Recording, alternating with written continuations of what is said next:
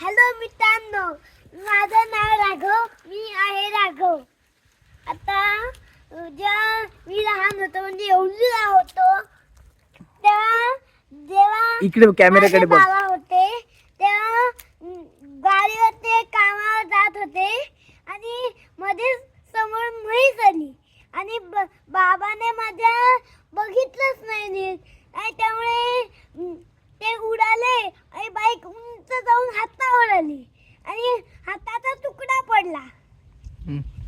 म्हणजे हात असं चटकलं हळ आणि असं झालं, लोंबकळलं असं. मग हात असा फ्रॅक्चर झाला, असा इथे छातीशी असा. 3 दिवस तसंच होते. नंतर मग हळूच पट्टी काढली आणि नुसती पट्टी लावली, फ्रॅक्चर काढलं. तिला रक्त लागलं होतं ना, नुसतं इथेच बनलं. मग थोड्या दिवसांनी काढून बघितलं, सगळं कातडं आलं होतं उगवलं. मग ते सगळी पट्टीच काढली आणि मग 2 दिवस ऑफिसला नाही जायला सांगितलं. गोळ्या औषधं दिली का? हा, मग गोळ्या औषधं दिली. व्हिडिओ आवडल्यास लाईक शेअर आणि चॅनलला सबस्क्राईब करा.